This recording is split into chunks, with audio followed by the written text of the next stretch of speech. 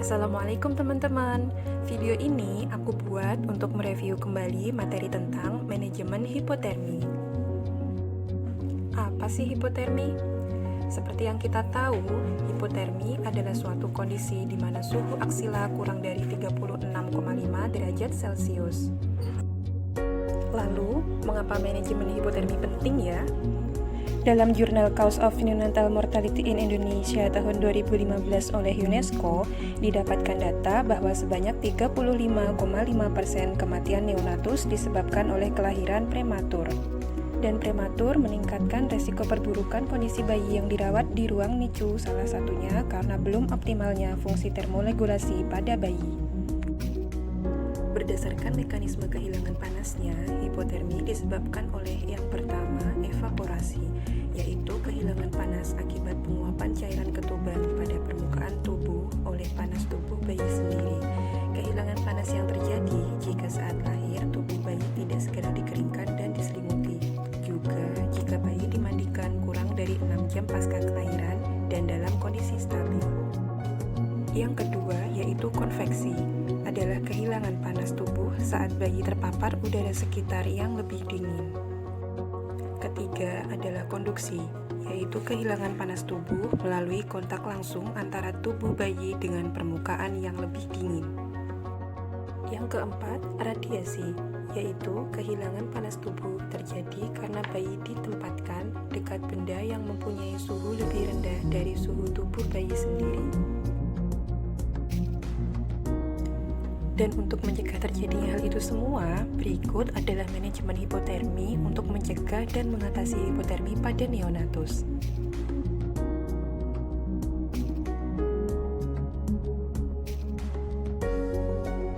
Yang pertama, pastikan suhu ruangan NICU berada di kisaran antara 19 sampai 25 derajat Celcius. Pada bayi baru lahir, keringkan tubuh bayi tanpa membersihkan vernix caseosa. Pada bayi yang tidak segera membutuhkan perawatan di NICU, dapat dilakukan skin to skin antara bayi dengan ibu pasca salin dan segera melakukan inisiasi menyusui dini. Selanjutnya, berikan pakaian yang hangat untuk mencegah kehilangan panas, seperti memakaikan bedong dan topi pada bayi.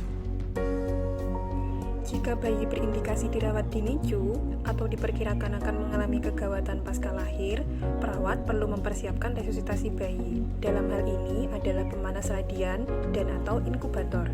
Pemanas radian atau biasa kita sebut dengan infant warmer perlu dinyalakan dan disetting terlebih dahulu minimal 5 menit sebelum bayi dilakukan resusitasi.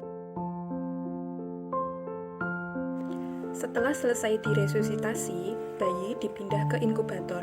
Sama seperti infant warmer, inkubator perlu disiapkan minimal 5 menit sebelum digunakan. Penting untuk memastikan inkubator berfungsi normal, sehingga dapat kita setting suhu yang kita inginkan dalam inkubator. Inkubator yang berfungsi normal akan menampilkan suhu aktual di dalam inkubator serta suhu dari sensor bayi. Pastikan suhu yang diterima bayi berada di kisaran normal yaitu 36,5 sampai 37,5 derajat Celcius. Pastikan juga probe sensor inkubator benar menempel dengan sempurna di perut kiri bawah bayi. Selanjutnya, cek suhu tubuh secara berkala untuk membandingkan antara suhu aktual dengan suhu yang tertera pada monitor inkubator.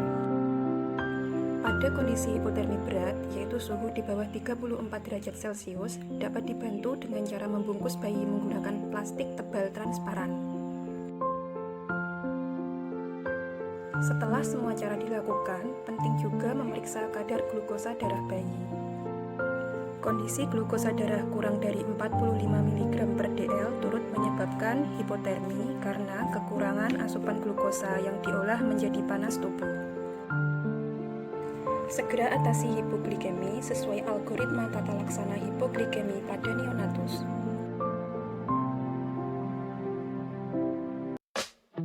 Apabila bayi terpasang CPAP atau ventilator, pastikan humidifier tersetting pada suhu 32-34 derajat Celcius.